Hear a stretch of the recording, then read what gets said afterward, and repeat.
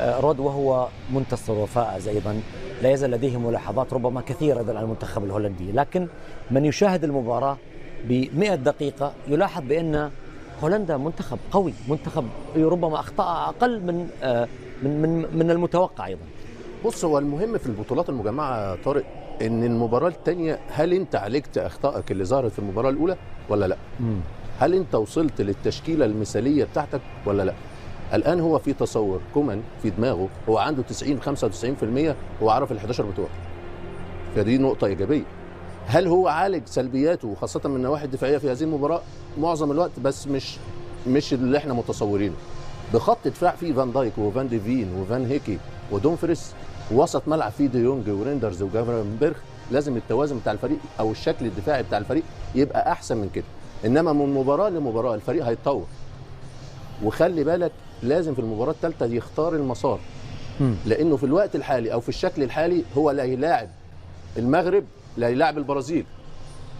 القرعة بتقول له ان انت في الدور الجاي هتلاعب المغرب وهتلاعب البرازيل. لو بالشكل اللي انت ظهرت بيه اول ماتشين هتخرج. كلها صعبة كابتن. لا، خاصة من الفرقتين دول المغرب والبرازيل. مين اخف له؟ لا، الاثنين زي بعض، الاثنين هيتعبوه ومع ذلك يختار مساره لازم. ممكن هو دلوقتي هيطلع، ممكن في اغلب الوقت هيطلع اول، عنده 4 نقط. كابتن محمد، ممكن المغرب مو لسوء المغرب او ضعف المغرب.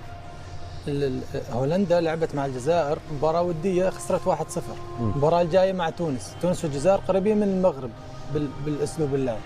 ممكن تكون اسهل بحكم انه لعبان مع فريقين من المغرب العربي. هو لا، بس دول مختلفين. المغرب مختلف عن لا نخشى احدا. طب تعالوا بقى، انا عايزكم قدام المغرب. كنت دائما افكر بطريقه مختلفه. اقول دائما انك اذا لعبت امام البرازيل او الفريق القوي فانت تقصيهم وتكون امورك اسهل امامك في الطريق الى اللقب. انت إنهم يظنون وهم أيضا يفكرون في نفس الشيء. البرازيل يفكر بنفس الشيء أيضا. من طبيعة الحال أنت تريد أن تقصي أفضل الخصوم لكي تكون سبيلك سهل تجاه اللقب.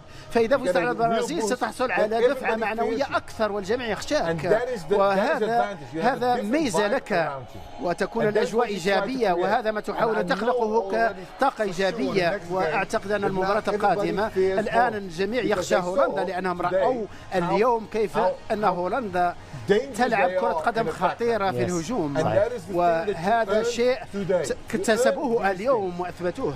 أنت أوكي. محمد أبو تريكة كان يتحدث وأنت تقول لا، ولن أنت تتحدث محمد أبو تريكة يقول لا، لكن أنت تقول بأنه لا نخشى أحد، صح؟ نعم، لأننا نقول عليك أن تفكر بطريقة مختلفة تماما. عليك أن تفكر في نفسك. إذا تغلبت على الفريق القوي وأقصيته فهذا كما نحن في 88 كنا لعبنا ضد إنجلترا وأقصينا إنجلترا، وبالتالي تواجه ألمانيا وأقصينا ألمانيا. يعني أنت هذه هي طريقة التفكير الصحيحة. على المستوى اللي ظهر به هولندا في أول ماتشين، مش بقول بقى هيلاعب مين. لو فضل بنفس المستوى هيخسر من المغرب وهيخسر من البرازيل. أي مستوى؟ الأول المباراة الأولى ولا الثانية؟ المباراتين الاثنين. طيب ماشي، هذا صحيح. دي النقطة. هذا صحيح.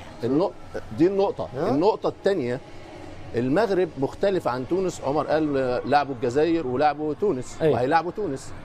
المغرب مختلف عن الجزائر ومختلف عن تونس. صحيح. لا، احنا شفنا أول ماتشين، شفنا ماتش البرازيل وشفنا ماتش اسكتلندا. فالامور مختلفه، فهو بيبقى المباراه الثالثه بتختار مسارك، لانه لو اول مجموعه هيلاعب ثاني المجموعه اللي فيها المغرب وفيها البرازيل، لا يلاعب المغرب لا يلاعب البرازيل. بهذا الشكل وهذا الاداء وهذه السلبيه الموجوده في بعض الاخطاء الدفاعيه هيخرج. فليأتوا نحن في انتظارهم. رد، إذا كنت تريد نصيحة خذ البرازيل. نصيحة. لا إنه على حق. إذا أعطيت فرصا كالتي منحناها للسويديين إذا منحناها للمغرب أو البرازيل فسنعاني كثيرا، وبالتالي علينا أن نكون أكثر قوة وصلابة لما نتقدم إلى الأمام. لما تخسر الكرة إلى الأمام عليك أن ترجع لتغطي كوسط ميدان، ولما يكون أمامك فينيسيوس بتلك السرعة فذلك خطر محدق. وبالتالي كما قلت في كل الخطوط الفرقة مفتوحة. البدايات بتاعت الأشواط لكل شوط بداية كارثية. جراهام بوتر عمل كم نظام لعب في المباراة دي يا طارق؟ بدأ ب 3-5-2 وغير في 4-4-2، نهى المباراة 4-3-3. والفريق متباعد الخطوط، دفاعيا بطاء، مساحات على الأطراف. فالمباراة دي خارج الصندوق، أو مباراة مش هيقدر يتعلم منها حاجة. المهم في البطولات المجمعة اقلب الصفحة، اقلب الصفحة. حاجة تانية خاصة بوجود إيزاك ويوكيرش، هو طبعا دول نقاط قوته. فاللعيبة عندها تعليمات كل ما يبقى معاهم الكرة يوصل الكرة بسرعة للاثنين مهاجمين. في بعض الحالات أنا معاك، إنما في حالات تانية لازم تسيطر وتدي نفس للمدافعين ولاعيبة وسط الملعب عشان تطلع وتاخد نفسها. النهارده لا، ماتش سلة باسكت بول، تك تك تك تك، لا هتتهري والاخطاء هتبقى كتيره والمساحات هتبقى واسعه. فالنهارده هو اتضرب في كل مناطق اللعب، على الاطراف اتضرب، على العمق اتضرب، هجمات مرتده اتضرب. فاعتقد مباراه من النواحي الدفاعيه كارثيه، والفريق فقد التوازن. لان دايما مهم قوي ان كل مدرب يبحث عن التوازن بتاعه. التوازن بتاعه النهارده ما كانش موجود، فمباراه ممكن للنسيان ليه علاج الاخطاء وخاصه من النواحي الدفاعيه. واعتقد انه الفريق عنده المقدره قدام اليابان، هيواجه صعوبات نعم، انما مختلف عن هولندا. دعونا نذهب مرة أخرى لنستمع لحديث إيلانجا مهاجم منتخب السويد لاعب مانشستر يونايتد، ماذا قال عن هذه الخسارة وعن هذه المباراة. مباراة جيدة، نتيجة إيجابية، ونتطلع إلى المباراة الثانية. كيف كانت المباراة عموما؟ كانت مباراة كبيرة، بدأنا بشكل جيد، سجلنا أهداف جميلة واستحقينا الفوز. كنت تتوقع هذه النتيجة؟ وأظن أنك تتابع كل المباريات في كأس العالم، وهنا المباريات ليست سهلة ولا تتوقع أي شيء. 5-1 لا يتوقعها أي أحد ضد فريق قوي، لكننا نجحنا في ذلك. ماذا عن مجموعتكم؟ هي مجموعة صعبة جدا. الآن لدينا 4 نقاط ونتطلع إلى المباراة الأخيرة ونريد أن نفوز فيها.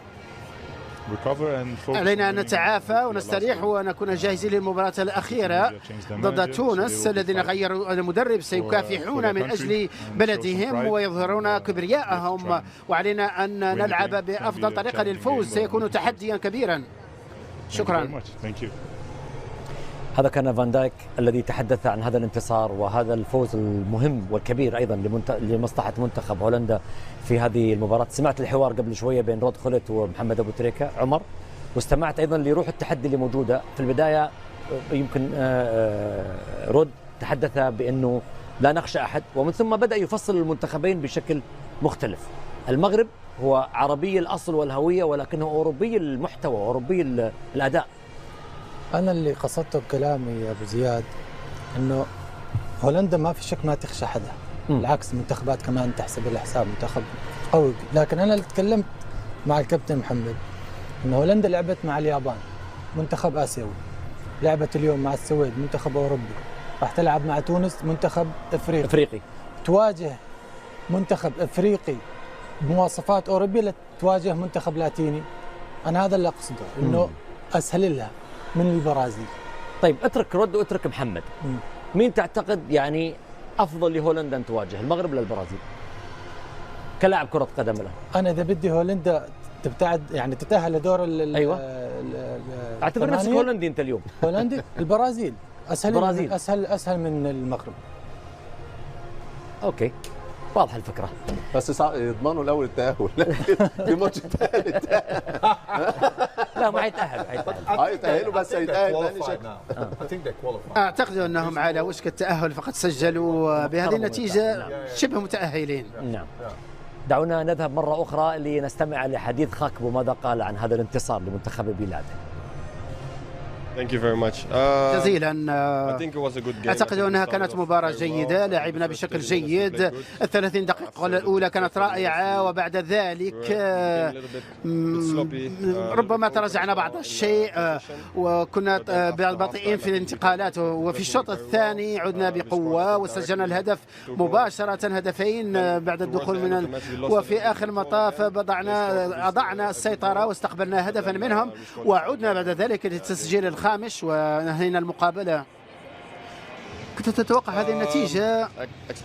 التوقع لا صراحة، كنا نتمنى دائما أن نفوز وبأهداف، ولكن كنا نعرف أن السويد فريق قوي جدا وأظهروا ذلك في مباراتهم الأولى ونحن كنا مستعدين. من طبيعة الحال المشجعون كانوا حاضرين معنا ونشكرهم. هناك اللون البرتقالي مسيطر في الملعب وكان شيئا جميلا جدا. خطة للمباراة القادمة، من طبيعة الحال سنحاول أن نفوز أيضا في المباراة القادمة وأن نسجل أهدافا كثيرة ونتأهل إلى الدور القادم. شكرا. ما تنساوش تشتركوا في القناة وتفعلوا الجرس باش يوصلكم الجديد ديالنا.